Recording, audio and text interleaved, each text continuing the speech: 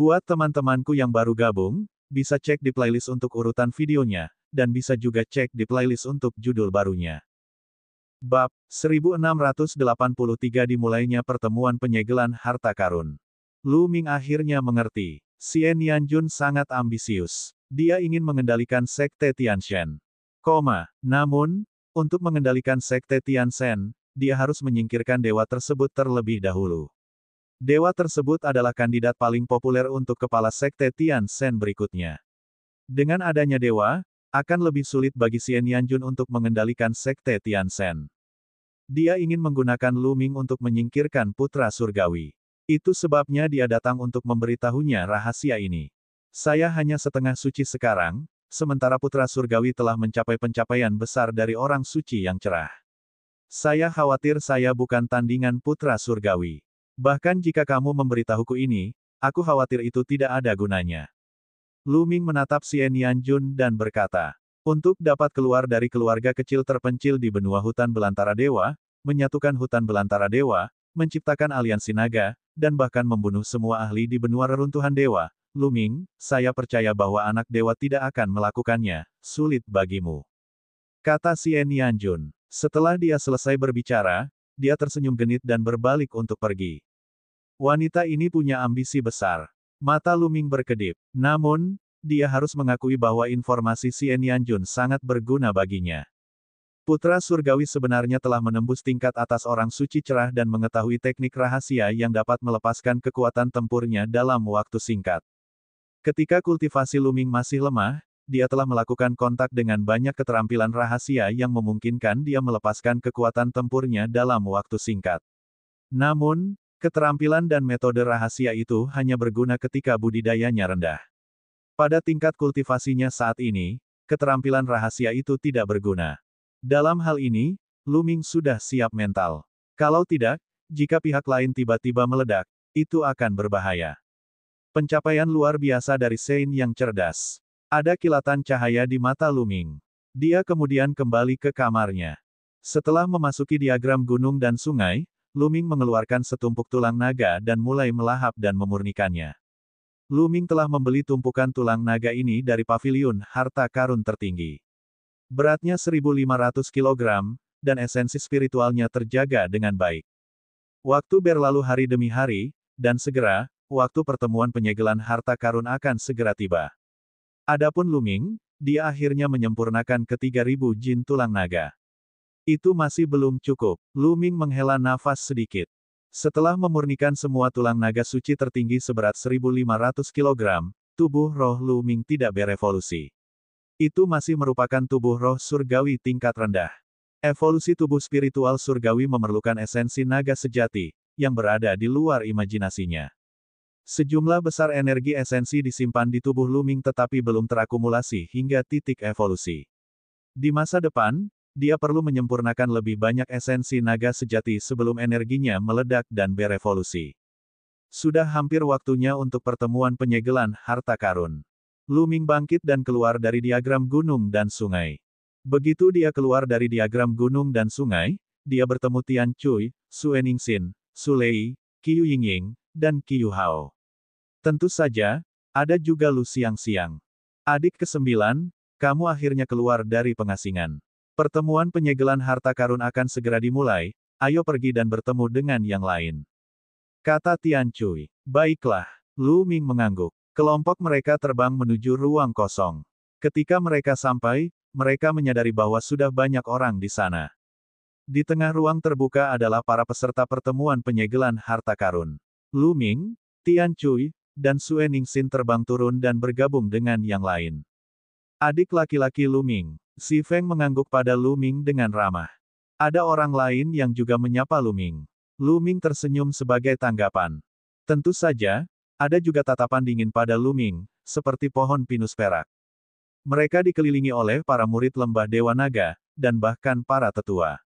Senior kedua, dan senior ketiga.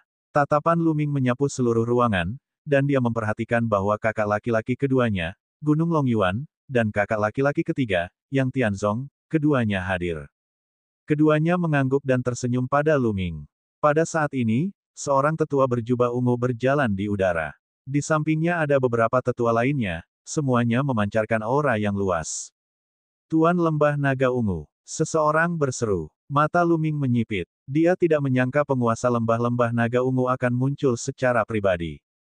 Di antara 7 lembah-lembah Dewa Naga, lembah naga ungu tidak diragukan lagi berada di peringkat 3 teratas. Penguasa lembah-lembah naga ungu juga merupakan penguasa langka di lembah Dewa Naga. Aku akan memimpin pertemuan perbaikan harta karun kali ini.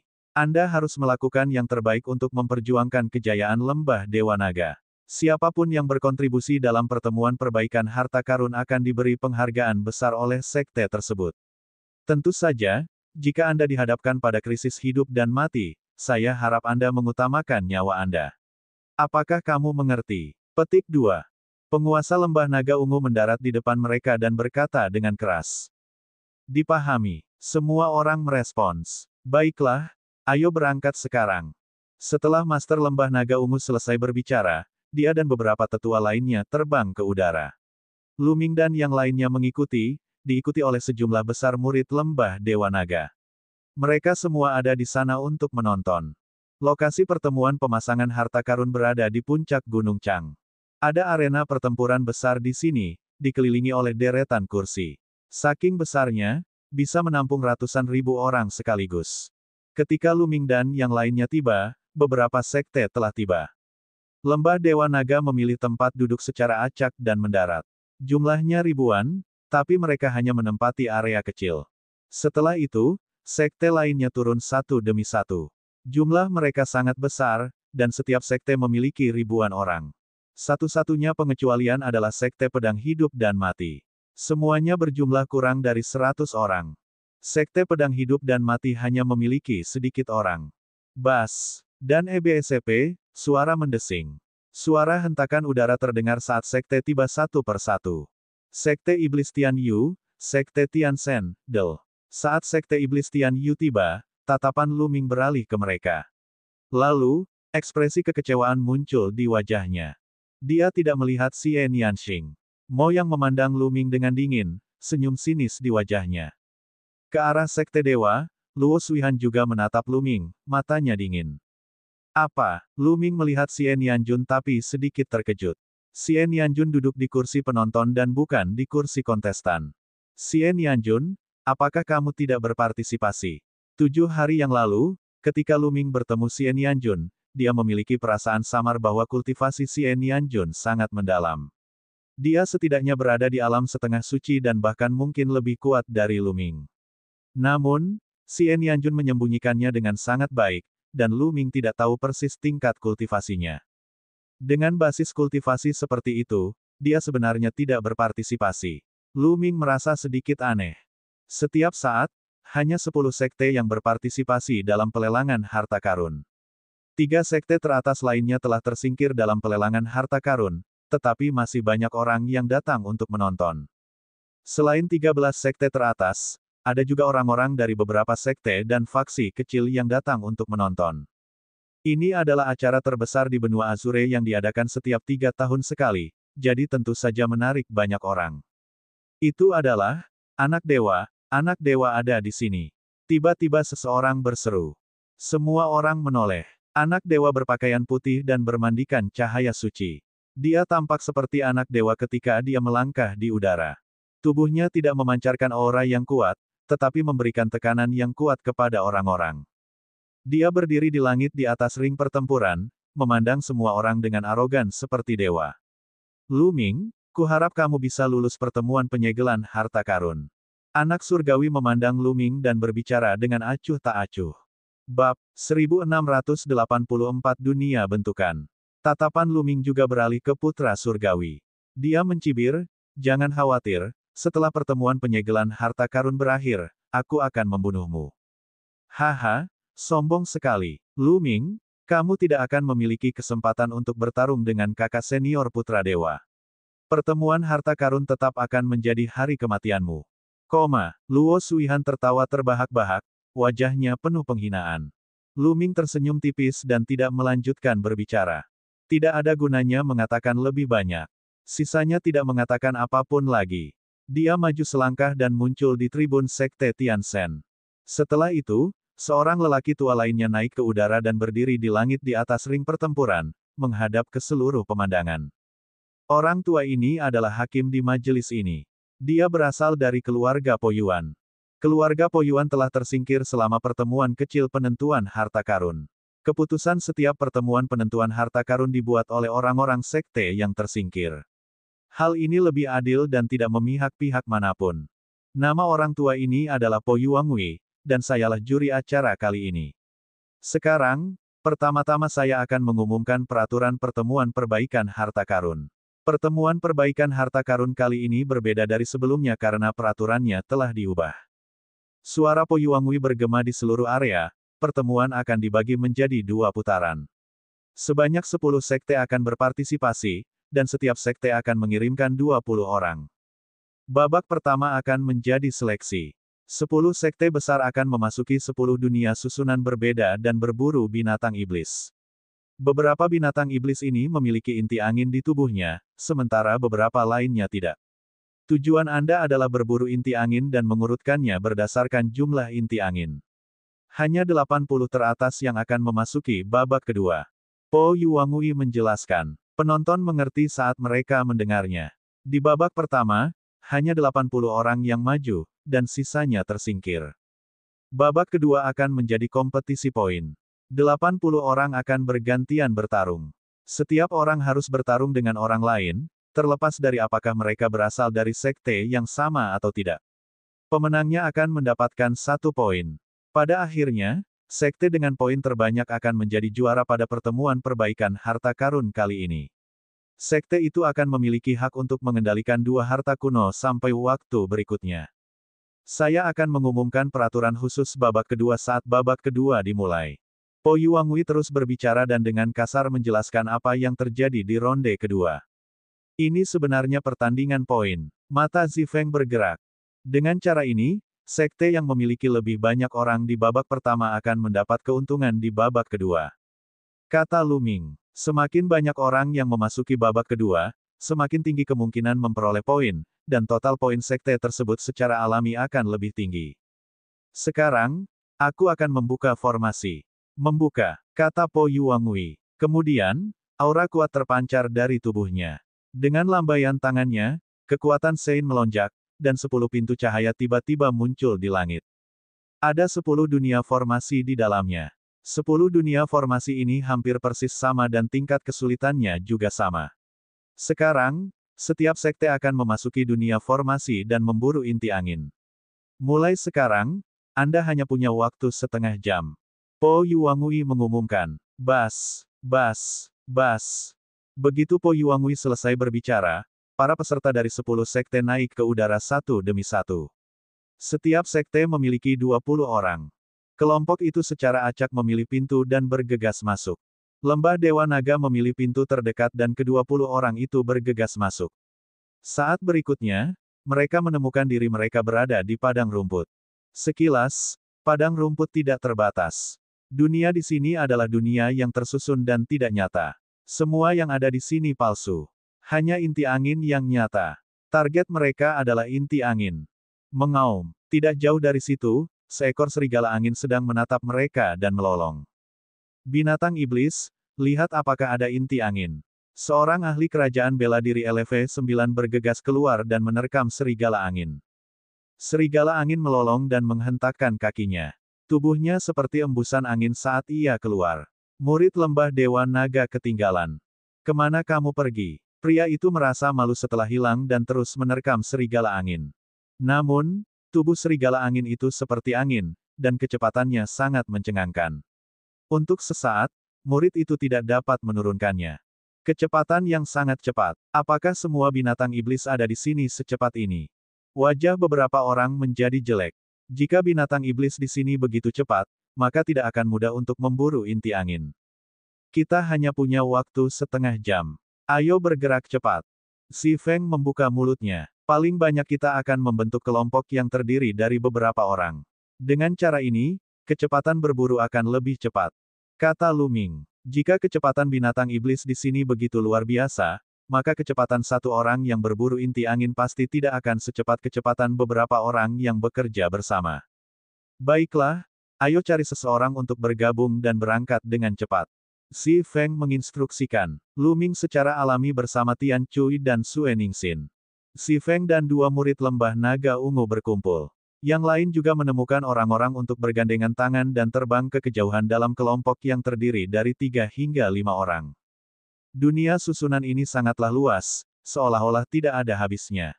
Semua orang tersebar di dunia arai dan menghilang dalam sekejap mata. Lu Ming, Tian Cui, dan Sue Ningxin terbang ke depan dengan kecepatan yang sangat cepat. Dalam waktu singkat, mereka telah menempuh jarak beberapa ribu mil. Ada beberapa binatang iblis di bawah sana. Sue Ningxin menunduk.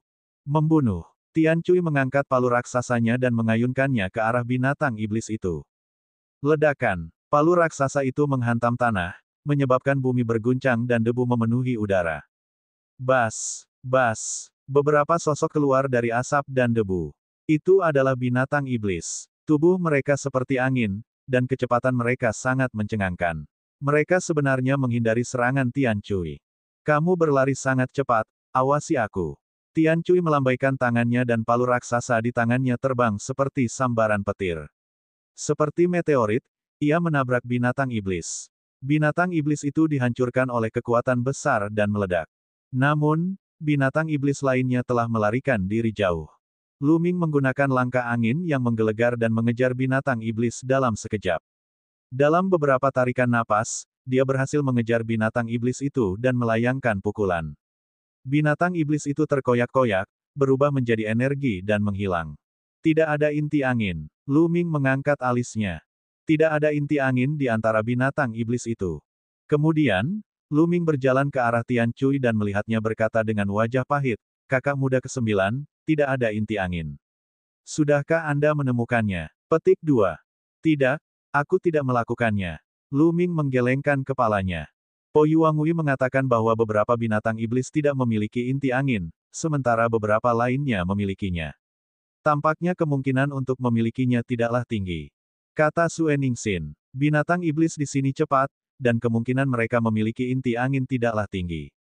Apalagi waktu kita hanya setengah jam. Jika ini terus berlanjut, akan sangat sulit untuk memburu inti angin dalam jumlah yang cukup. Kata Tian Cui, tidak apa-apa, saya punya ide. Ayo kita cari binatang iblis itu dulu. Kata Lu Ming. Kemudian, mereka bertiga terus terbang mencari binatang iblis. Tidak ada kekurangan binatang iblis di prairie. Tak lama kemudian, mereka melihat beberapa binatang iblis. 9 meterai gerbang dewa. Lu Ming melemparkan 9 segel gerbang dewa dan 9 gerbang penyegel muncul, membekukan binatang iblis di tempatnya. Tian Cui dan Sue Ningxin bergegas mendekat dan menghadapi binatang iblis itu dalam beberapa gerakan. Bab 1685 mendistribusikan inti angin.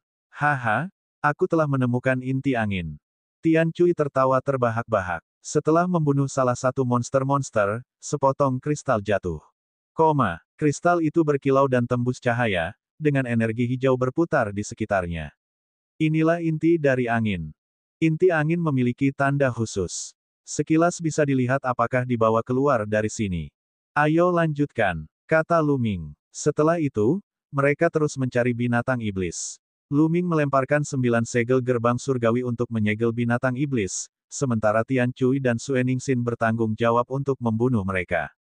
Ketiganya membagi inti angin yang mereka peroleh secara merata. Binatang iblis di sini, selain kecepatannya yang menakjubkan, tidak terlalu kuat dalam pertempuran. Tian Cui dan Sue Ningxin dapat dengan mudah membunuh mereka. Namun, jumlah binatang iblis dengan inti angin sangat sedikit. Rata-rata, hanya ada 1 dari 10 binatang iblis dengan inti angin, yang sangat meningkatkan kesulitan untuk mendapatkannya. Namun, dengan kerjasama Lu Ming dan dua lainnya, kecepatan mereka sangat cepat. Ketika mereka bertemu dengan binatang iblis, mereka tidak perlu membuang waktu. Lu Ming telah menyegelnya sementara Tian Cui dan Sue Ningxin mengambil tindakan. Mereka bisa menghadapi binatang iblis itu dalam sekejap. 10 menit kemudian, mereka bertiga telah membunuh ratusan binatang iblis dan memperoleh 30 inti angin. Masing-masing dari mereka punya 10. Mengaum, mengaum, mengaum. Raungan datang dari depan. Mereka bertiga bersemangat dan terus maju. Segera, sekelompok besar binatang iblis muncul di depan mereka. Mereka adalah macan tutul angin yang bahkan lebih cepat dari serigala angin. Kelompok macan tutul angin ini berjumlah ratusan, dan mereka berlari melintasi padang rumput dalam formasi yang perkasa. Banyak. Haha, aku kaya. Mata Tian Cui berbinar saat dia menyeringai. Mengaum, mengaum. Kelompok macan tutul angin juga menemukan Lu Ming dan dua lainnya. Dengan beberapa raungan keras, macan tutul angin bertebaran dalam kegemparan. Kecepatan mereka sangat mengejutkan, dan mereka terbang ke segala arah seperti ratusan sambaran petir.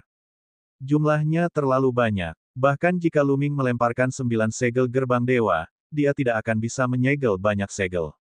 Gelembung, aku mengandalkanmu, Lu Ming bergumam. Pau-pau sudah muncul di bahu Lu Ming. Dengan lambaian cakarnya, ruang di depannya beriak seperti air. Kemudian, semua macan tutul angin berhenti di udara, tidak bergerak sama sekali. Membunuh. Tian Cui dan Sue Ningxin sangat bersemangat saat mereka menyerang macan tutul angin. Adapun Lu Ming, dia juga terbang. Dengan lambaian tangannya, aliran cahaya tombak melesat dan membunuh macan tutul angin satu demi satu. Macan tutul angin di udara terpaku di tempatnya dan kemudian meledak. Di udara, potongan inti angin muncul, jernih dan cerah. Dalam sekejap, ratusan macan tutul angin dibunuh oleh mereka, dan mereka memperoleh lusinan inti angin. Hahaha, keren, ini terlalu keren. Tian Cui sangat bersemangat saat dia mengayunkan palu besarnya. Sue Ningxin juga tersenyum. Membunuh macan tutul angin seperti ini memang sangat keren. Keduanya melirik gelembung di bahu Lu Ming dan tidak banyak bicara. Mereka tentu saja tidak akan menyelidiki rahasia Lu Ming. Adik laki-laki, ayo kita cari sekelompok besar binatang iblis untuk diburu. Mata Tian Cui berbinar. Baiklah, Lu Ming mengangguk. Segera, mereka bertiga terbang di udara, secara khusus memilih untuk berburu kelompok besar binatang iblis. Biasanya, ketika mereka melihat satu atau dua binatang iblis, mereka bertiga tidak berhenti sama sekali. Mereka hanya akan berhenti untuk membunuh ketika mereka melihat lebih dari 10 binatang iblis. Tidak ada kekurangan binatang iblis di padang rumput ini. Tidak lama kemudian, mereka bertemu dengan kelompok binatang iblis lainnya. Jumlahnya lebih dari 100, dan kecepatannya sangat mencengangkan. Dengan banyaknya binatang iblis, mustahil untuk membunuh mereka semua jika ditemui oleh orang lain. Mereka hanya bisa membunuh sebagian dari mereka. Binatang iblis ini terlalu cepat. Mereka melarikan diri ke segala arah, sehingga sulit untuk membunuh mereka semua. Namun, Lu Ming dan yang lainnya berbeda. Lu Ming punya gelembung. Gelembung mengeluarkan hukum ruang waktu dan membekukan binatang iblis, memungkinkan mereka untuk membunuh mereka. Efisiensi mereka meningkat pesat. Setengah jam terlalu singkat, dan berlalu dengan sangat cepat. Lu Ming dan dua lainnya sedang terbang ketika ruangan bergetar. Mereka merasakan tubuh mereka menegang. Saat berikutnya, mereka kembali ke tempat mereka baru saja masuk. Murid lembah Dewa Naga lainnya juga ada di sana. Waktunya habis begitu cepat. Saya hanya berhasil mendapatkan beberapa inti angin. Saya juga. Beberapa murid lembah Dewa Naga menghela nafas.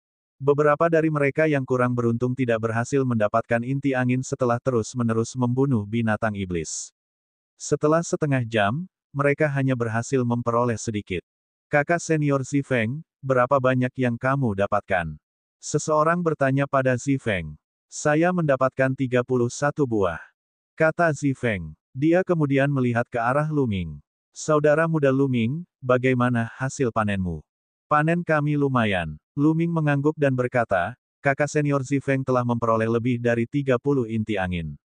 Tampaknya jika ingin masuk 80 besar, tidak perlu terlalu banyak inti angin. 20 sudah cukup. Ayo distribusikan. Distribusi. Yang lain saling memandang. Kebanyakan dari mereka bahkan tidak mempunyai 20 buah, lalu bagaimana mereka akan membagikannya? Lu Ming, Tian Cui, dan Sue Ningxin saling memandang. Kemudian, dengan satu pikiran, tumpukan inti angin muncul di udara. Yang lain dari lembah Dewa Naga tercengang. Semuanya tercengang. Itu terlalu berlebihan. Lu Ming dan dua lainnya menambahkan hingga beberapa ratus keping. Ini, banyak sekali. Zifeng juga keluh. Lu Ming tersenyum. Ketiganya telah memperoleh total lebih dari 280 buah. Kami bertiga masing-masing akan mengambil 30 keping. Sisanya akan dibagikan kepada mereka yang memiliki budidaya lebih tinggi sehingga lebih banyak orang dari lembah Dewa Naga dapat memasuki putaran kedua.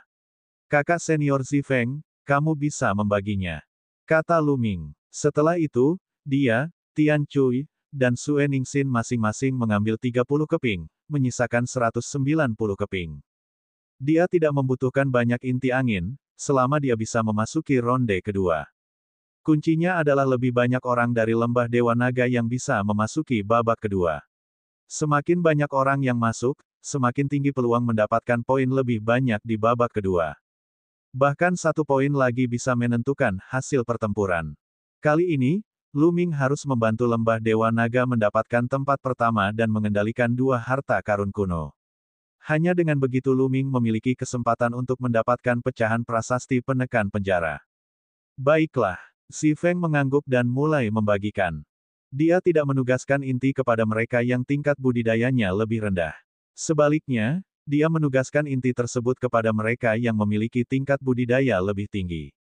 Pada akhirnya, hanya 5 orang yang tidak mendapatkan intinya, dan kelima orang ini memiliki tingkat kultivasi terendah. Yang lainnya, termasuk yang diperolehnya, masing-masing memiliki sekitar 20 inti angin. Menurut jumlah inti angin yang diperoleh Zifeng, 20 buah sudah cukup.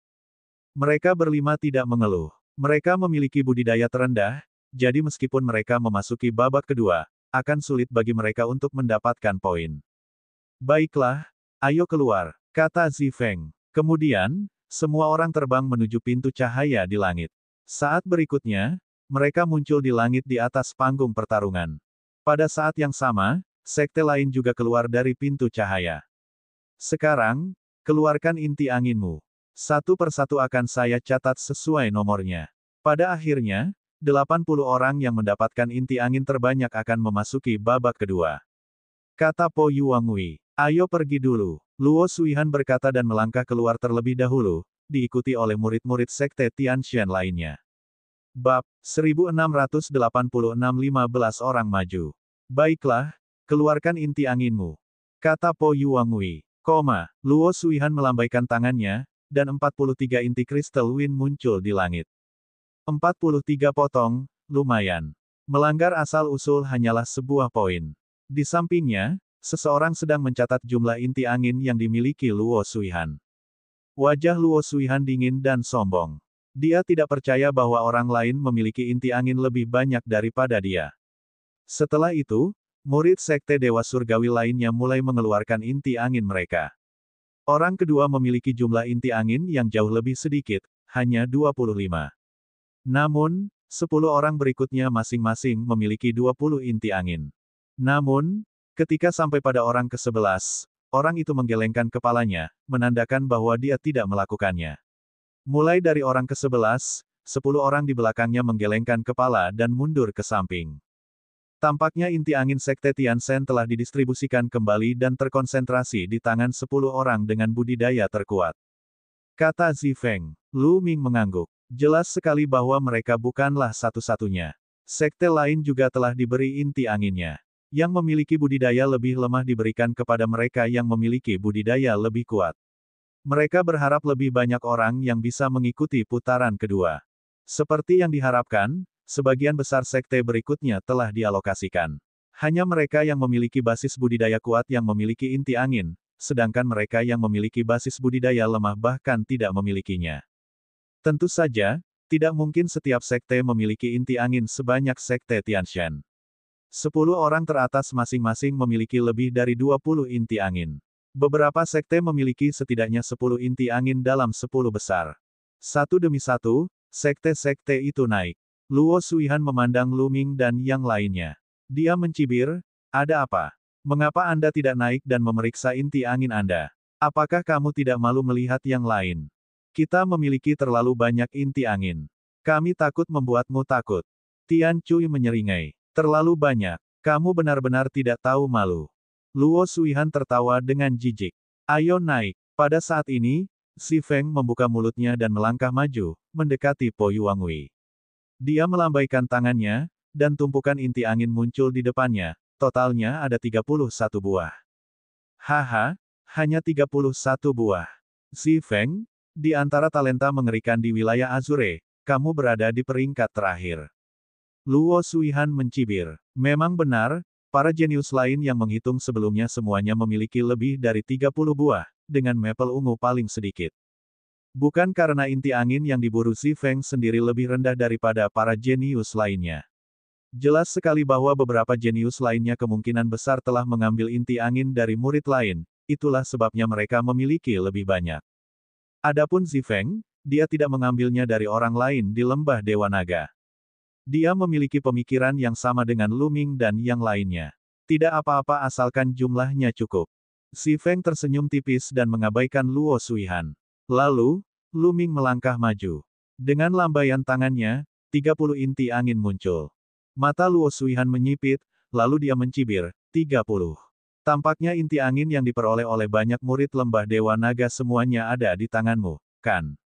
Lu Ming memandang Luo Suihan dengan acuh tak acuh. Matanya penuh cemoohan dan penghinaan, yang membuat Luo Suihan semakin tidak senang. Setelah itu, Tian Cui dan Sue Ningsin masing-masing melangkah maju. Masing-masing mengeluarkan 30 inti angin, yang mengejutkan yang lain. Wajah Luo Suihan menjadi semakin suram, tampaknya lembah Dewa Naga telah mengumpulkan semua inti angin di dalam dirimu. Tidaklah bijaksana memberikan begitu banyak inti angin kepada dua orang di alam semi sage tahap pertama. Tampaknya lembah Dewa Naga akan berada di posisi terbawah kali ini. Yang lainnya tergerak. Tampaknya kemungkinan besar inilah yang terjadi. Lembah Dewa Naga telah mengumpulkan sebagian besar inti anginnya di tangan Lu Ming dan yang lainnya. Itu sebabnya mereka memiliki begitu banyak inti angin. Kalau tidak, mereka tidak akan percaya bahwa Tian Cui dan Sue Ningsin, yang keduanya berada di alam setengah suci tahap pertama, bisa memperoleh 30 inti angin. Betapa bodohnya, Tian Cui berkata dengan nada menghina, yang membuat mata Luo Suihan menjadi dingin. Tian Cui, dia sebenarnya berani menyebutnya idiot. Kalian sedang mencari kematian. Mata Luo Suihan berkilat tajam. Kemudian, orang lain di lembah Dewa Naga melangkah maju dan mengeluarkan inti angin mereka. 26, 25, 23. Pada akhirnya, ada total 15 orang dari lembah Dewa Naga, termasuk Lu Ming dan yang lainnya. Mereka telah mengeluarkan lebih dari 20 inti angin. Luo Suihan tercengang, begitu pula yang lainnya. Ini, bagaimana ini mungkin? Seseorang berteriak tidak percaya. Hal ini terutama berlaku untuk surga favorit dari sekte lain. Mereka tidak percaya. Mereka tahu seberapa cepat binatang iblis itu dan betapa sulitnya menangkap mereka. Lembah Dewa Naga sebenarnya bisa mendapatkan begitu banyak inti angin. Wajah Luo Suihan memerah. Kami tidak memiliki banyak inti angin di lembah Dewa Naga, tetapi hanya 15 orang yang memperoleh lebih dari 20 inti angin. Masih ada 5 saudara senior dan junior yang belum mendapatkan satu pun. Aku malu, aku malu. Tian Cui dengan sengaja menatap Luo Suihan dan menghela nafas. Puci, beberapa penonton tertawa terbahak-bahak, terutama orang-orang dari lembah Dewa Naga. Tian Cui jelas-jelas mengejek Luo Suihan. Beberapa orang hanya suka bermain air. Yang lain tidak mau repot dengan mereka, tetapi mereka mendekatkan wajah mereka sepanjang hari untuk dipukuli. Apakah mereka begitu menyukai perasaan ditampar? Petik 2. Kata-kata Lu Ming lebih lugas dan penuh sarkasme. Wajah Luo Suihan sangat muram, dan tubuhnya gemetar karena marah. Menarik napas dalam-dalam, Luo Suihan akhirnya tenang. Dia mendengus dan berkata, ini hanya keberuntungan. Saat Anda memasuki babak kedua, Anda harus mengandalkan kekuatan murni. Pada saat itu, mari kita lihat bagaimana kalian semua mati. Luo Suihan, ingat kata-katamu. Lu Ming menjawab dengan acuh tak acuh. Untuk sesaat, lembah Dewa Naga dan Sekte Tianshan berada dalam keadaan terhunus. Kedua belah pihak mundur ke samping dan menunggu dengan tenang. Tidak lama kemudian, semua orang dihitung, dan Po Yuangui mulai mengumumkan peringkatnya. Po Yuangui baru mengumumkan 80 besar. Tanpa kecuali, 15 besar lembah Dewa Naga semuanya telah memasuki babak kedua. Mereka telah menjadi sekte dengan jumlah orang terbanyak. Sekte Dewa Surgawi, yang memiliki penduduk terbanyak kedua, hanya memiliki 10 orang.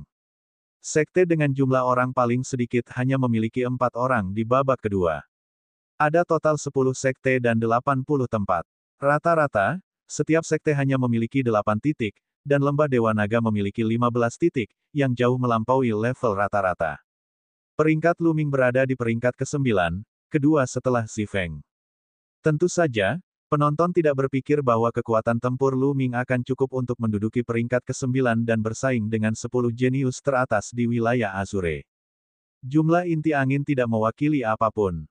Tian Cui dan Sue Ningsin keduanya memiliki 30 inti angin, sama dengan Lu Ming di peringkatnya.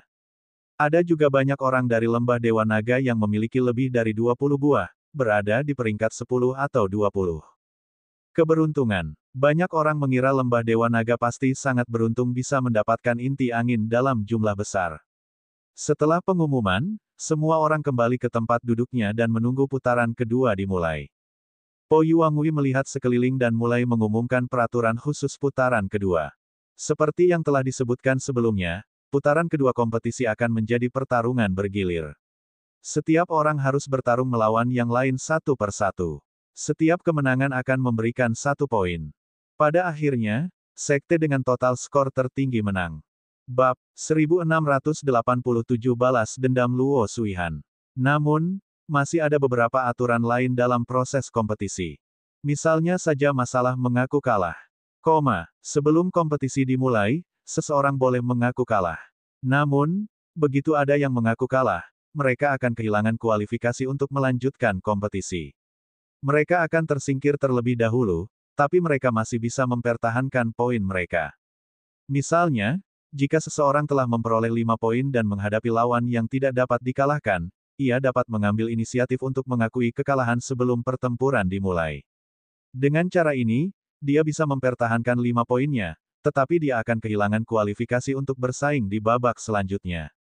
Begitu pertempuran dimulai, mereka tidak bisa mengaku kalah. Setelah pertempuran dimulai, pertempuran hanya akan berakhir ketika seseorang dikalahkan, keluar dari panggung pertempuran, atau terbunuh. Begitu pertempuran dimulai, seseorang tidak bisa mengaku kalah. Namun, jika seseorang bergegas turun dari arena pertarungan, itu akan dianggap gagal. Mereka tidak hanya akan mempertahankan poin mereka saat ini, tetapi mereka juga dapat terus berjuang. Hal yang sama terjadi pada mereka yang dikalahkan atau terlempar dari arena pertarungan. Namun, jika dia terbunuh, poinnya akan kembali ke 0. Dengan kata lain, tidak peduli berapa banyak poin yang diperoleh seseorang, begitu mereka terbunuh, mereka akan mendapat poin 0. Oleh karena itu, pilihan terbaik adalah menyelamatkan nyawanya tanpa mengambil inisiatif untuk mengaku kalah. Terlebih lagi, tidak seperti pelelangan harta karun, penggunaan senjata Sein tidak dilarang. Ini karena peserta lelang harta karun semuanya berkuasa. Kebanyakan dari mereka adalah seorang setengah biksu, dan mereka hanya bisa menunjukkan kekuatan mereka melalui senjata suci. Namun, ada satu hal penting. Orang yang memenangkan kompetisi akan menerima hadiah tambahan. Oleh karena itu, tempat pertama ini sangatlah penting. 10 poin seringkali bisa menentukan hasil pertempuran. Sekte Tianshan telah memenangkan banyak kemenangan berturut-turut, dan posisi pertama ini memainkan peran yang penting. Baiklah, aku sudah selesai menjelaskan peraturannya. Sekarang, mari kita mulai babak kedua. Saya akan menggambar banyak secara acak. Siapapun yang saya gambar akan bertarung. Saat semua orang sudah bertarung, ronde akan berakhir. Po Yuangui berbicara dan mengeluarkan sebuah kotak. Di dalam kotak itu terdapat nama 80 orang yang mengikuti babak kedua. Po Yuangui menggambar 2 nama. Senjata naga, Luo Suihan. Po Yuangui memanggil nama mereka. Banyak orang terkejut. Mereka tidak menyangka giliran Luo Suihan di pertandingan pertama babak kedua. Luo Suihan berdiri, maju selangkah, dan muncul di arena pertarungan. Di area Lembah Dewa Naga, seorang pemuda berdiri dengan ekspresi tidak sedap dipandang. Longbing adalah salah satu dari 15 orang dari Lembah Dewa Naga. Wajah Longbing menjadi pucat. Dia tidak menyangka akan bertemu Luo Suihan terlebih dahulu. Namun, totalnya ada 80 orang, dan 15 orang berasal dari Lembah Dewa Naga. Kemungkinan bertemu dengan seorang ahli memang sangat tinggi. Longbing, kamu bukan tandingan Luo Suihan. Naik dan akui kekalahan. Xi Feng memperingatkan prajurit naga. Prajurit naga mengangguk dan kemudian melompat ke ring pertempuran. Haha, sepertinya aku beruntung. Saya telah bertemu seseorang dari Lembah Dewa Naga di ronde pertama. Luo Suihan tertawa, dan cahaya tajam muncul di matanya. Sekarang, Biarkan kompetisi dimulai. Po Yuangui mengumumkan. Akui saja kekalahan. Luo Suihan berkata dengan ringan. Ekspresi perjuangan muncul di mata Long Bing. Jika dia mengaku kalah, dia tidak akan bisa mendapatkan 1 poin pun dalam pertemuan penyegelan harta karun.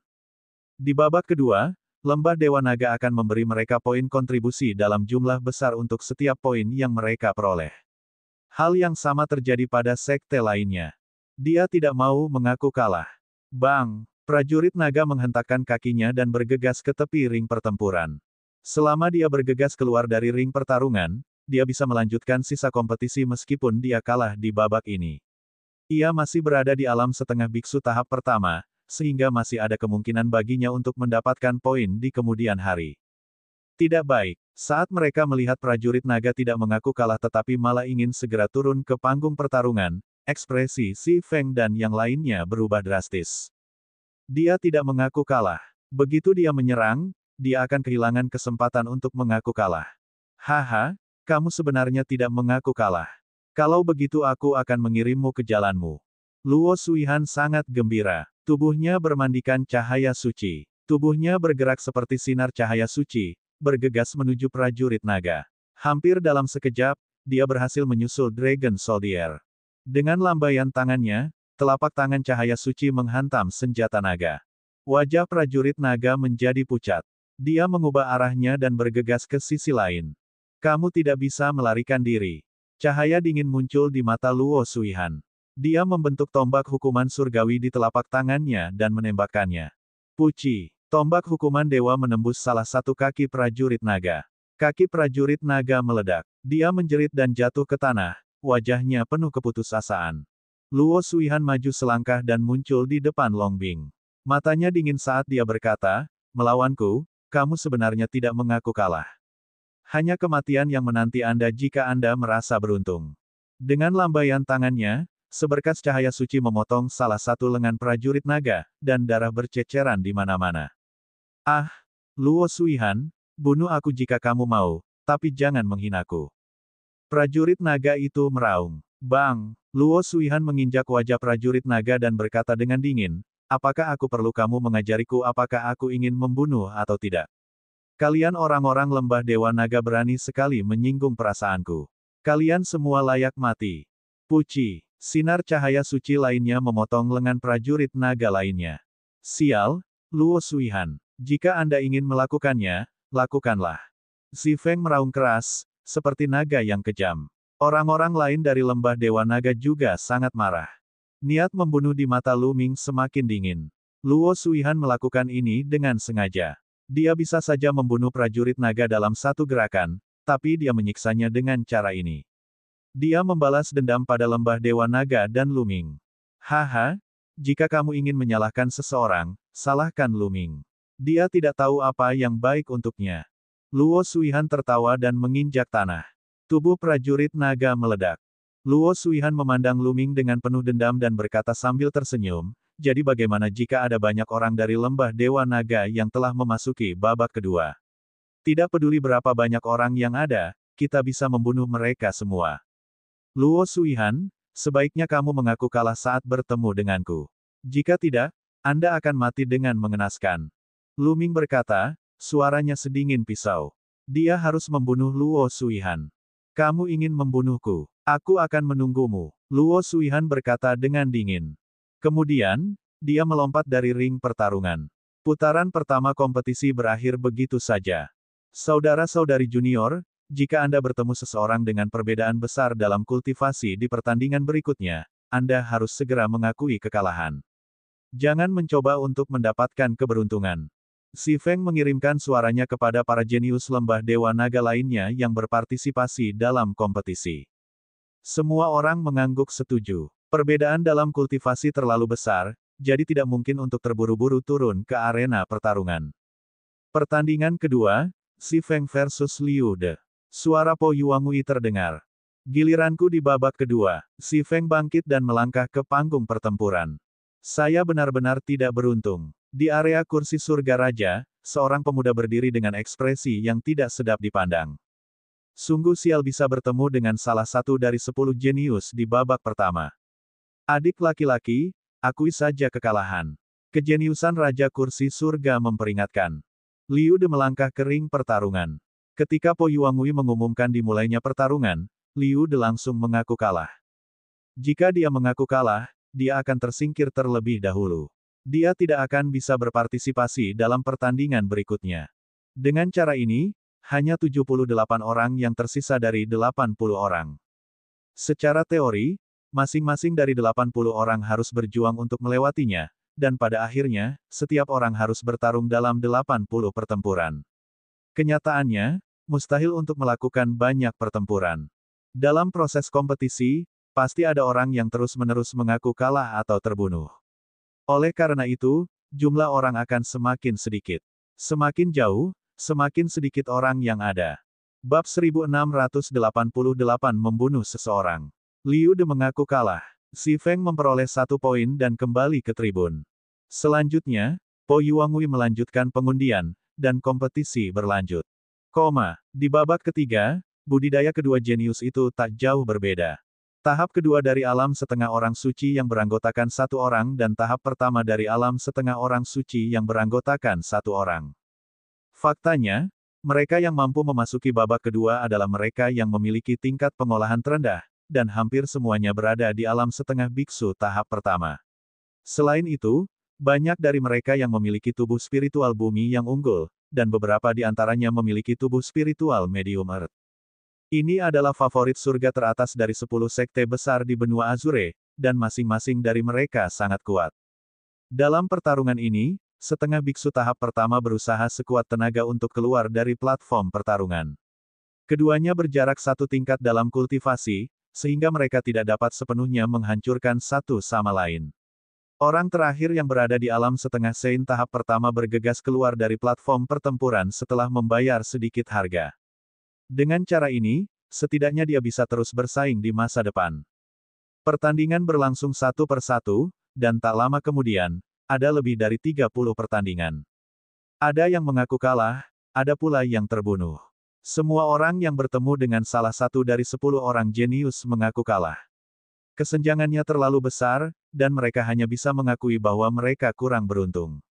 Di lembah Dewa Naga, ada juga beberapa orang yang mengaku kalah. Namun, keberuntungan Tian Cui dan Sue Ningsin tidak terlalu buruk. Lawan yang mereka temui memiliki level yang sama dengan mereka.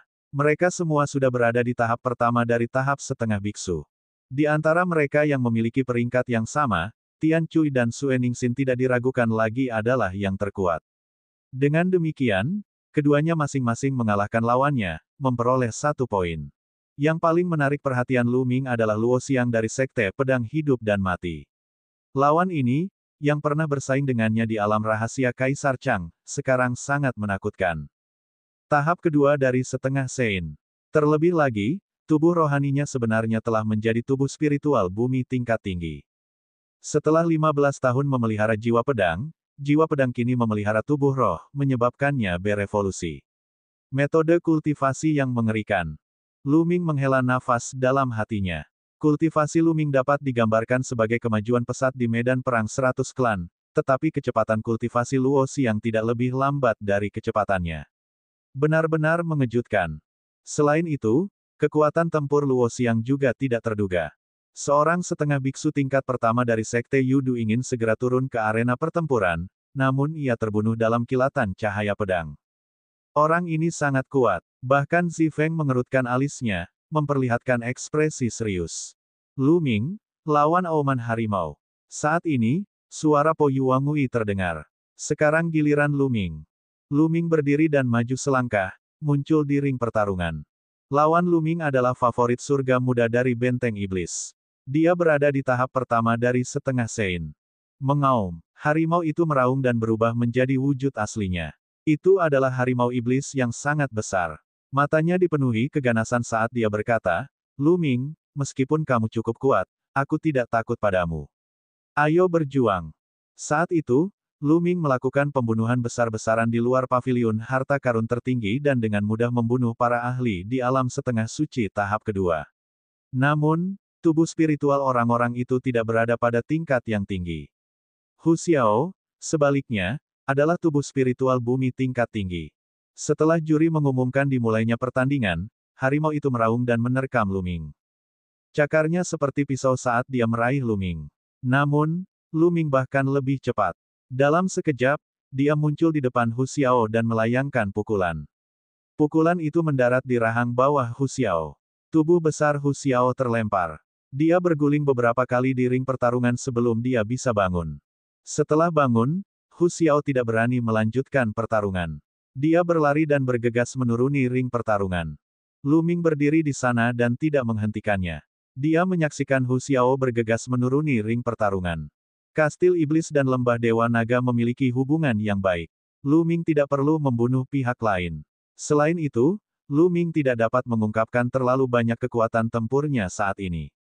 Kalau tidak, bagaimana dia bisa memikat orang-orang dari Sekte Tianshan di kemudian hari? Sepertinya kekuatan tempur Lu Ming hanya rata-rata. Dia hanya sedikit lebih cepat, tapi kekuatan serangannya tidak terlalu kuat. Satu pukulan hanya melukai Hu Xiao, bukan membunuhnya. Itu normal. Binatang iblis memiliki pertahanan yang kuat sejak awal. Tingkat kultivasi Lu Ming juga tidak terlalu tinggi. Seperti yang diharapkan, ada orang-orang di sekitar yang berdiskusi. Lu Ming tersenyum dan kembali ke tribun. Dia telah memperoleh 1 poin. Kompetisi berlanjut. Dengan sangat cepat, 40 pertandingan dari 80 orang itu berakhir. Setelah babak kompetisi ini berakhir, dari 80 orang tersebut, hanya tersisa 60 orang untuk melanjutkan mengikuti kompetisi berikutnya. 20 orang lainnya terbunuh atau langsung mengaku kalah. Faktanya, 9 dari 10 jenius Changzhou telah berpartisipasi dalam pertemuan perbaikan harta karun kali ini, karena yang lainnya berasal dari salah satu dari 3 sekte yang telah lama dieliminasi. 9 monster telah membuat 9 orang mengaku kalah. Ada juga yang mengaku kalah atau terbunuh. Setelah 1 putaran, hanya tersisa 60 orang. Pada akhirnya, jumlah orangnya akan semakin sedikit. Di babak ini, 1 orang dari Lembah Dewa Naga terbunuh dan 3 orang mengaku kalah. Ada 11 orang yang tersisa. Dari 11 orang tersebut, 8 orang berhasil menang dan memperoleh 8 poin. Dengan skor ini, mereka untuk sementara menduduki peringkat pertama di antara 10 sekte besar. Tempat kedua adalah Sekte Dewa Surga dengan hanya 6 poin. Itu hanya petunjuk sementara. Kami akan membunuh semua yang memiliki poin nanti dan melihat peringkat mereka. Di area Sekte Dewa Surgawi, Luo Suihan berkata dengan suara dingin. Selanjutnya, Po Yuangwei memasukkan 60 nama yang tersisa ke dalam kotak dan mulai melakukan pengundian lagi untuk kompetisi putaran kedua. Lu Ming, see you. Po Yuangwei melaporkan namanya. Saya tidak menyangka akan menjadi orang pertama yang bertarung di ronde kedua. Lu Ming tersenyum dan melangkah ke ring pertarungan. Pada saat yang sama, seorang pemuda dari wilayah Sekte Tianshan melompat ke atas ring pertarungan. Itu sebenarnya adalah murid Sekte Dewa Surga. Aku sudah menunggu hari ini. Mata Lu Ming bersinar dengan kilatan dingin. Kamu tidak mengaku kalah? Lu Ming bertanya. Kenapa aku harus mengaku kalah padamu? Apakah kamu benar-benar berpikir kamu bisa membunuhku? See you? Surga yang dipilih dari Sekte Dewa Surgawi, mencibir. Lu Ming tersenyum dan tidak banyak bicara. Mulai. Po Yuangwei mengumumkan. Begitu Po Yuangwei menyelesaikan kata-katanya, Siyu bergerak dan bergegas ke tepi ring pertarungan. Dia percaya bahwa dia bukan tandingan Lu Ming, tapi tidak masalah baginya untuk bergegas turun ke ring pertarungan. Dia sudah mendapatkan 1 poin, dan dia tidak ingin menyia-nyiakannya. Sudut mulut Lu Ming melengkung membentuk senyuman. Dia bergerak dan mendekati Siyu dalam sekejap. Tombak naga hitam muncul di tangannya dan membesar dengan cepat saat dia menyapukannya ke arah Siyu. Siyu terkejut. Dia tidak menyangka Lu Ming bisa secepat itu. Pedang berwarna putih susu muncul di tangannya. Tidak diragukan lagi itu adalah senjata suci. Dia menebas Lu Ming. Dentang. Pedang tempur dan tombak naga hitam bertabrakan. Tubuh Siyu gemetar dan dia meluncur mundur belasan meter.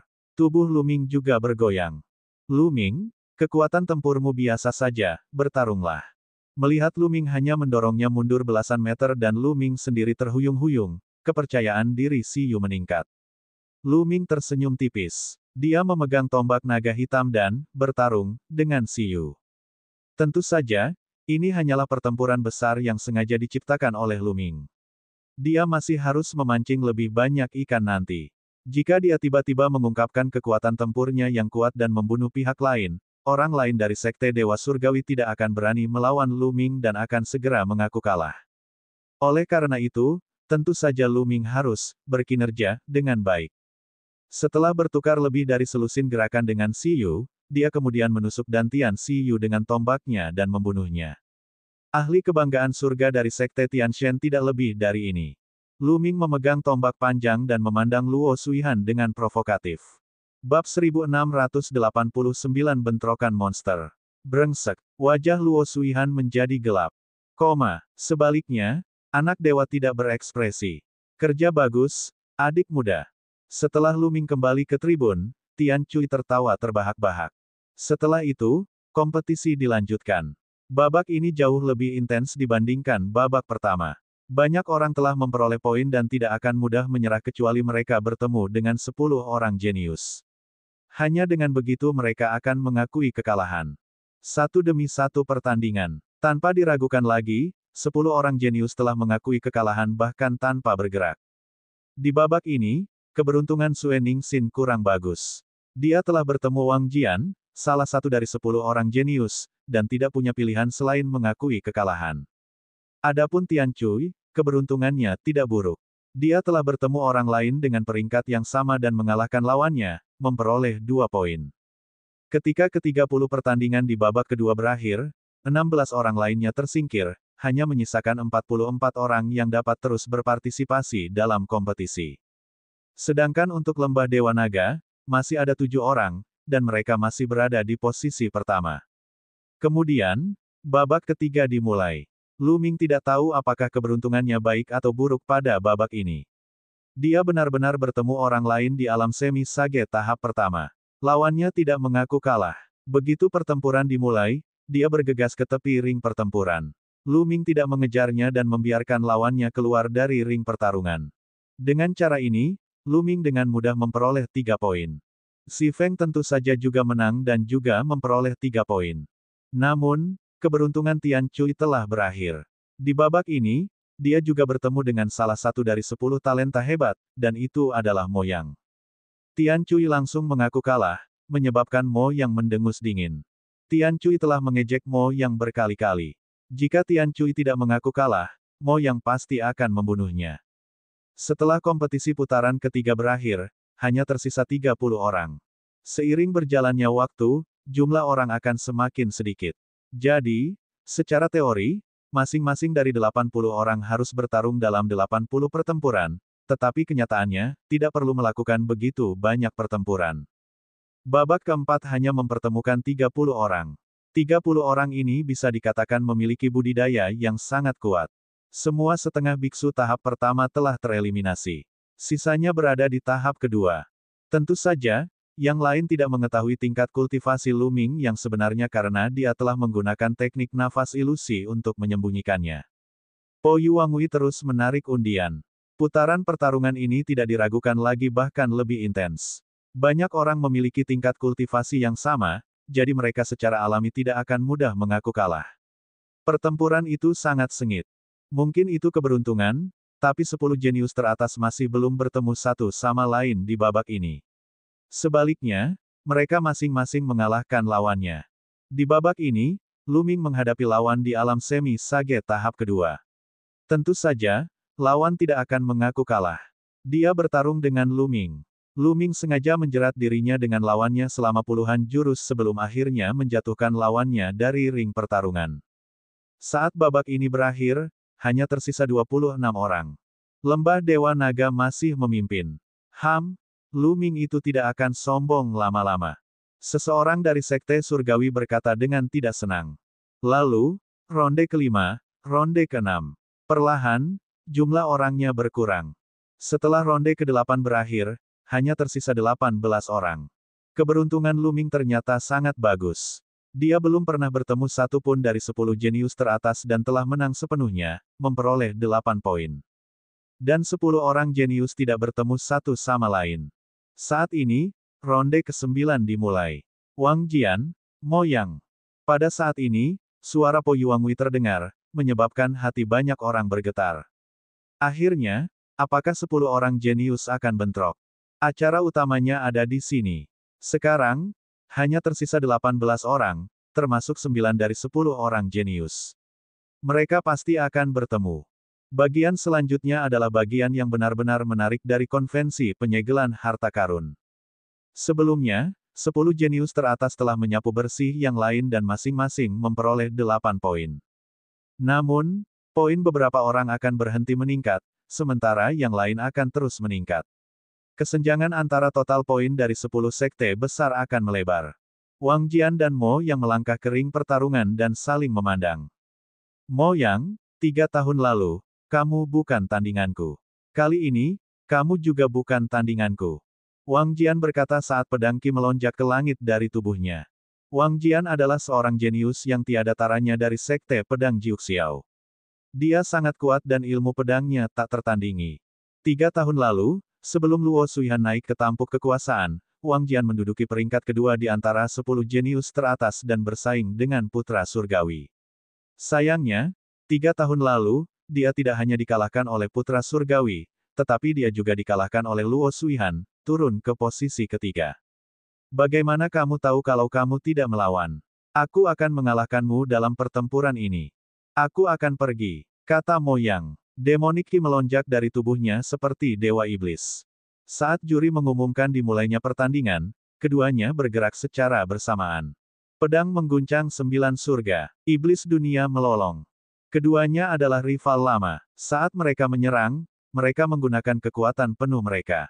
Tidak ada yang perlu diuji. Mereka bertarung dengan intens. Hukum memenuhi panggung pertempuran. Suara ledakan terdengar terus-menerus, dan tabrakan yang mengerikan pun terjadi. Di sekeliling, semua orang memperhatikan dengan ama. Banyak orang yang kaget dan takjub dengan kekuatan tempur keduanya.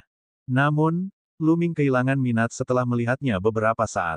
Dia telah melihat tingkat kekuatan tempur ini berkali-kali di medan perang 100 klan dan tidak tertarik padanya.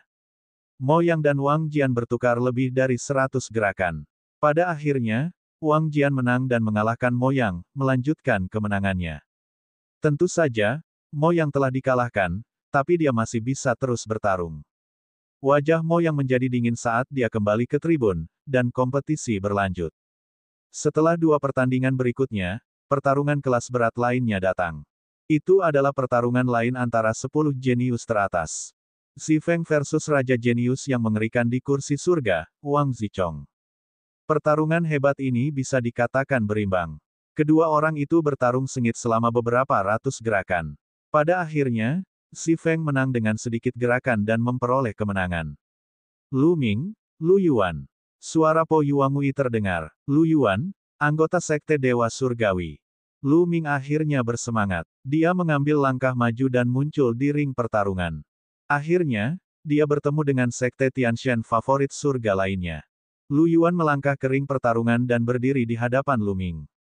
Lu Ming, sepertinya kakak senior Luo Suihan tidak perlu melakukan apapun. Kamu akan mati di tanganku. Tatapan Lu Yuan dingin. Seluruh tubuhnya memancarkan kilau logam yang dingin, dan auranya sangat kuat. Kekuatan tempur Lu Yuan sangat kuat. Dia juga memiliki tubuh spiritual bumi yang unggul. Tingkat pengolahannya telah mencapai alam setengah biksu tahap ketiga, di mana hukum bisa mempengaruhi dirinya. Di wilayah Azure, dia berada di urutan kedua setelah 10 jenius teratas. Faktanya, dari 18 orang yang tersisa, 9 di antaranya adalah orang jenius, sedangkan 9 lainnya berada di urutan kedua setelah 10 orang jenius. Mereka semua adalah para jenius top dan mengincar 10 jenius teratas dengan iri hati. Kamu terlalu banyak bicara omong kosong. Lu Ming berkata dengan tenang. Membunuh. Ketika wasit mengumumkan dimulainya pertandingan, Lu Yuan meraung dan menyerang Lu Ming. Kilau logam di tubuhnya menjadi lebih kuat. Seolah-olah dia telah berubah menjadi sepotong logam. Apa yang dia kembangkan bukanlah teknik budidaya inti dari sekte Tianshan, yaitu teknik cahaya suci. Itu hanya karena tubuh spiritualnya tidak memenuhi persyaratan, tapi itu masih sangat menakutkan. Ledakan. Lu Ming melayangkan pukulan dan bertabrakan dengan pukulan Lu Yuan.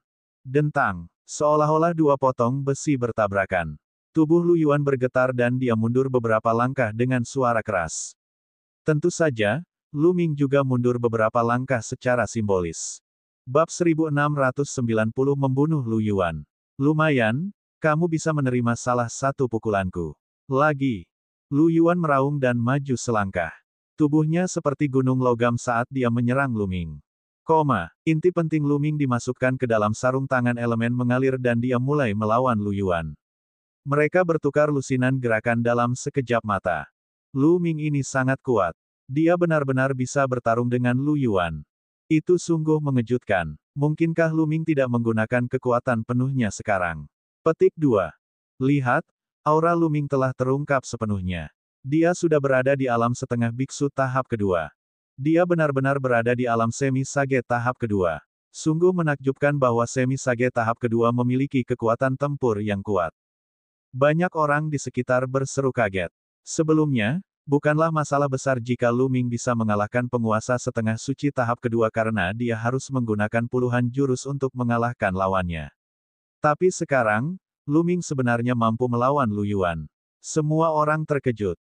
Ledakan, ledakan. Dalam sekejap mata, keduanya telah bertukar lusinan gerakan.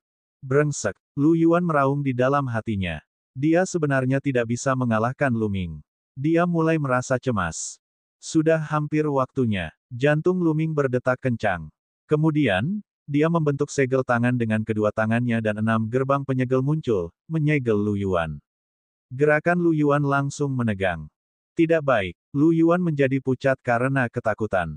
Membunuh. Lu Ming mengeluarkan tombak naga hitamnya dan menusukkannya ke dantian Lu Yuan. Puci. Tombak naga hitam menembus dantian Lu Yuan. Lu Yuan mengeluarkan raungan enggan sebelum dia meninggal. Lu Yuan sudah mati. Banyak orang terkejut. Sungguh teknik penyegelan yang kuat. Jadi Lu Ming ahli dalam teknik penyegelan. Aku tahu. Dia telah menyembunyikannya selama ini dan dengan sengaja bertarung dengan Lu Yuan. Kemudian, dia tiba-tiba menggunakan buku penyegelan untuk membekukan Lu Yuan, yang tertangkap basah, dan kemudian membunuhnya dalam satu gerakan. Memang, ini adalah taktik Lu Ming. Lu Yuan terlalu ceroboh. Banyak orang berdiskusi dan merasa bahwa Lu Ming meninggal karena kecerobohannya sendiri. Lu Ming. Di tribun, mata Luo Suihan sedingin pisau. Lu Ming sebenarnya telah membunuh Lu Yuan. Dalam hal ini, Sekte Tianshan berada dalam posisi yang dirugikan. Setelah Lu Yuan meninggal, poinnya akan disetel ulang ke 0. Ini akan sangat merugikan total poin Sekte Dewa Surgawi. Awalnya, di antara 18 orang yang tersisa, Sekte Tianshan berada dalam posisi yang sangat menguntungkan. Ini karena 18 orang yang tersisa, 3 di antaranya berasal dari Sekte Dewa Surgawi. Selain Luo Suihan, ada lagi favorit surga yang hampir sama dengan Lu Yuan. Selain itu, seorang jenius seperti Lu Yuan tidak akan terbunuh bahkan jika dia menghadapi 10 jenius teratas. Jika dia ingin segera keluar dari arena pertarungan, bahkan 10 jenius teratas pun tidak akan bisa membunuhnya. Jika terus begini, poin Sekte Dewa akan segera melampaui poin Sekte Lembah Dewa Naga. Pada saat itu, selama dia membunuh Lu Ming, bahkan jika dia tidak membunuh Lu Ming, selama dia memenangkan tempat pertama, dia akan mendapat 10 poin tambahan. Sekte Dewa pasti akan menjadi tempat pertama. Namun, dia tidak menyangka Lu Yuan akan dibunuh oleh Lu Ming karena kecerobohannya. Dalam hal ini, Sekte Tianshan agak misterius. Lu Ming harus mati. Luo Suihan berpikir dalam hati. Luo Suihan, giliranmu selanjutnya. Aku akan mengirimmu untuk menemani Lu Yuan. Lu Ming mengeluarkan tombak berdarah itu dan mengarahkannya ke Luo Suihan. Kemudian, dia kembali ke tribun. Kompetisi berlanjut. Pertandingan berikutnya kembali menarik minat semua orang. Luo Xiang akan melawan monster. Luo Xiang telah menunjukkan kekuatan tempur yang mengerikan sebelumnya. Begitu dia menggunakan seni pedang hidup mati, tidak ada yang bisa mengalahkannya. Sungguh menakjubkan bahwa dia bisa mencapai tahap setengah Sein. Sekarang, menghadapi salah satu dari 10 favorit surga, apa yang akan dia lakukan? Namun, ketika pertempuran dimulai, semua orang ternganga. Cahaya pedang menyapu dan menekan monster itu sepenuhnya. Hanya dalam selusin gerakan, monster itu berada dalam situasi berbahaya dan tenggorokannya hampir terpotong oleh pedang. Pada akhirnya, dalam keadaan cedera, dia menggunakan seluruh kekuatannya untuk bergegas turun ke ring pertarungan. Semua orang tercengang dan tidak dapat mempercayai mata mereka. Dia telah mengalahkan salah satu dari 10 jenius teratas di alam setengah Sein tahap kedua. Kekuatan tempur semacam ini sungguh luar biasa. Sangat kuat, aku bukan lawannya. Si Feng mengungkapkan ekspresi pahit. Semua jenius lainnya melihat sosok bangga Luo Xiang di arena pertarungan dengan ekspresi serius. Bagaimana sekte pedang hidup dan mati menghasilkan orang seperti itu? Ekspresi Luo Suihan paling jelek. Jika Luo Xiang sudah begitu kuat, maka setelah menerobos Teng Hukum, bukankah dia bukan tandingannya? Bukankah jenius nomor 1 di benua Azure harus diganti? Tidak, aku harus mencari kesempatan untuk menyingkirkan Luo Xiang ini. Mata Luo Suihan bersinar karena kedinginan. Dia tidak bisa membiarkan siapapun mengambil tahtanya sebagai orang jenius nomor 1 di benua Azure. Teknik pedang Luo Xiang terkadang cepat dan terkadang lambat, berubah secara tidak terduga. Mungkinkah itu hukum legendaris cepat dan lambat? Petik 2. Mata Luming menunjukkan ekspresi pemikiran yang mendalam. Luming pernah mendapatkan bagian dari fragmen memori 9 naga. Tentu saja, pengetahuannya jauh di atas orang lain. Dia tahu bahwa hukum yang dipahami Luo Xiang kemungkinan besar adalah hukum kecepatan. Tidak ada keraguan bahwa 10 hukum terkuat adalah yang terkuat di dunia. Namun, di bawah 10 prinsip utama, ada beberapa prinsip yang juga sangat menakutkan.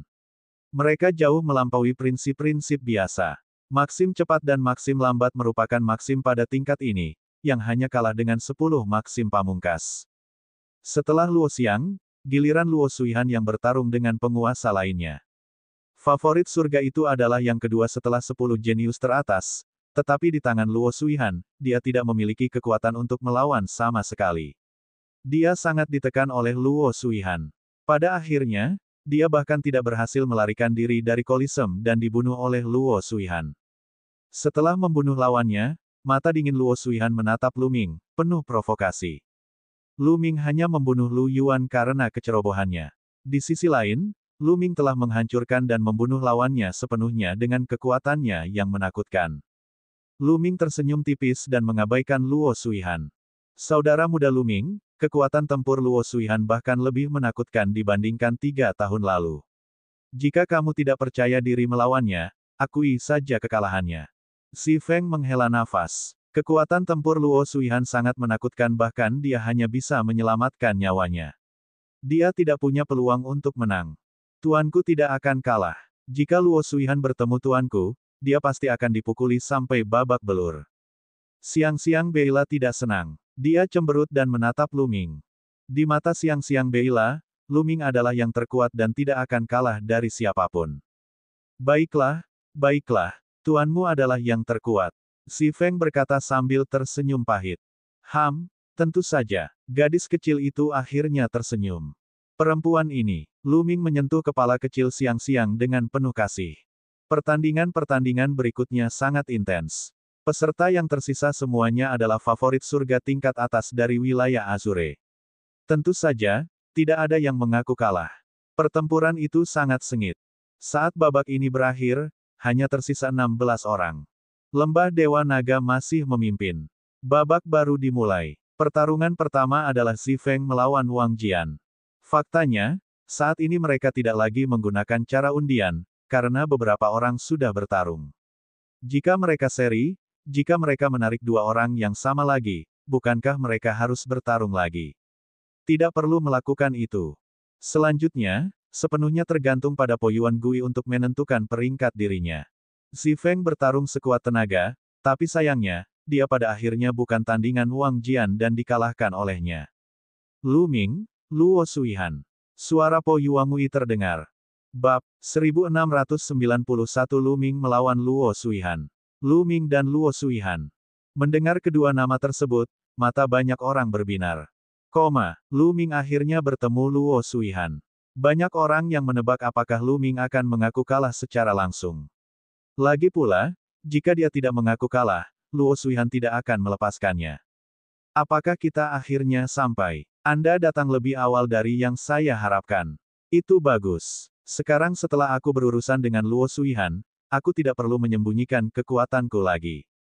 Luming tersenyum tipis. Dia menyembunyikan kekuatannya untuk menunggu Luo Suihan.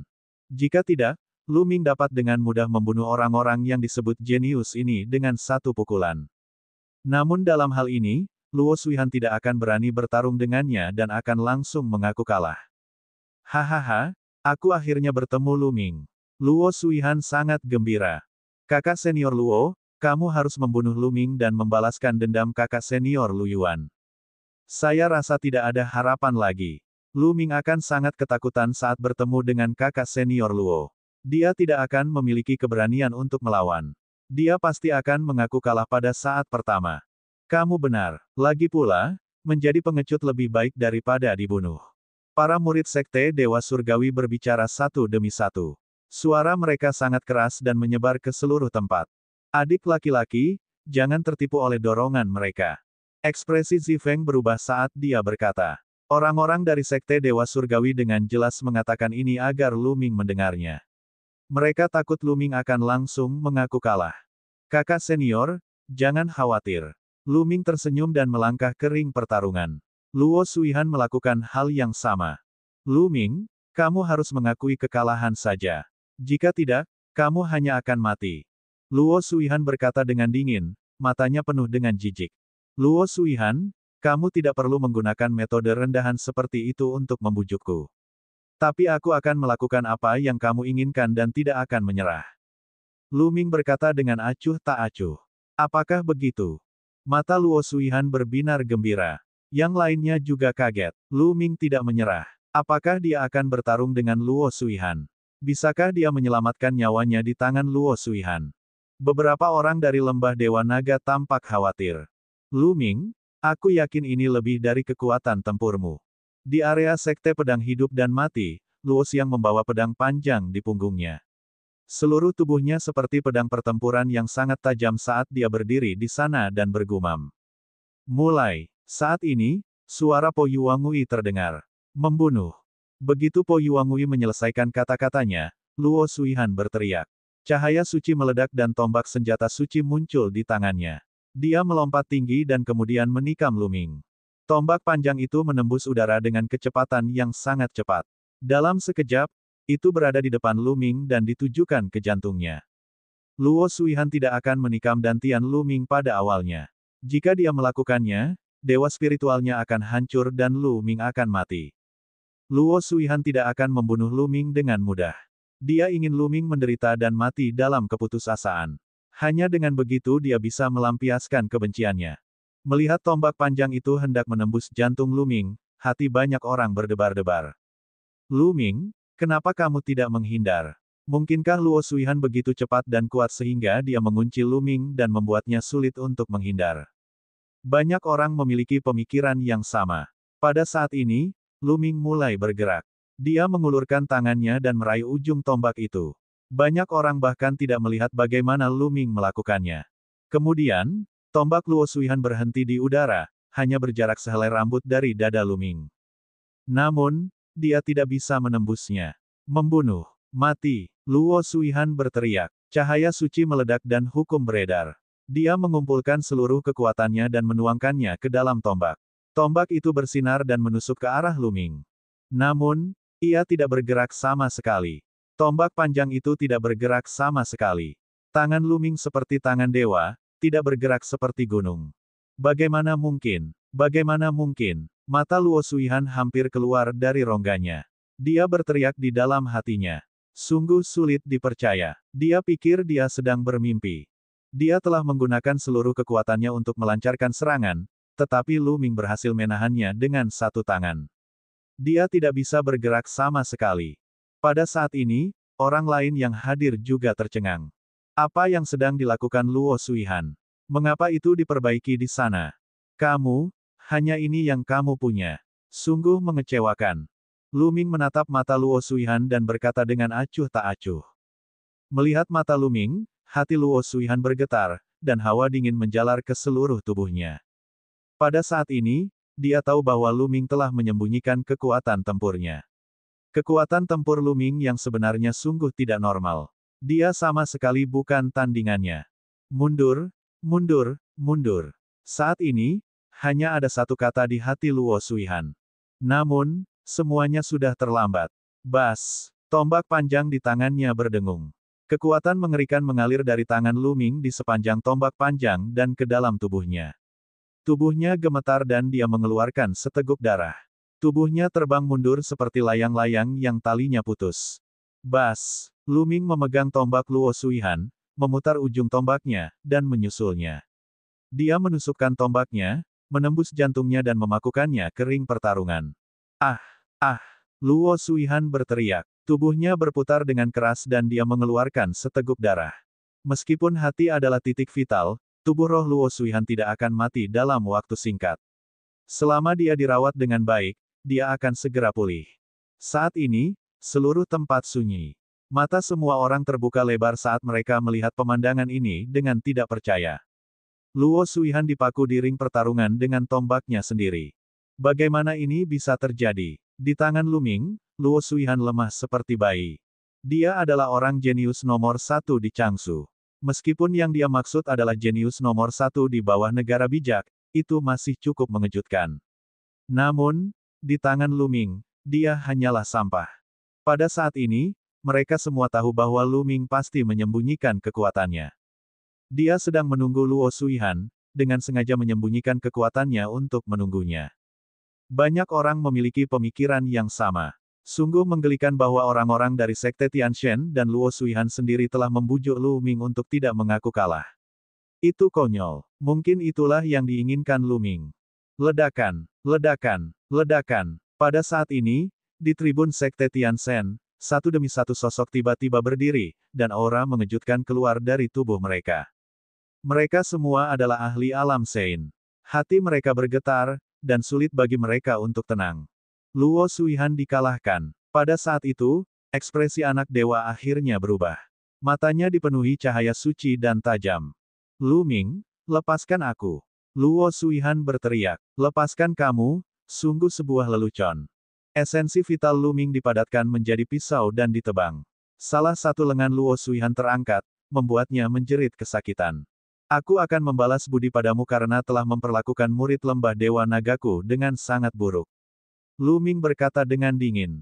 Inti esensialnya seperti pisau, menebas lagi. Darah berceceran di mana-mana, dan lengan Luo Suihan yang lain juga terbang keluar. Tidak, Lu Ming, jangan bunuh aku. Ampuni aku. Luo Suihan akhirnya ketakutan dan mulai memohon belas kasihan.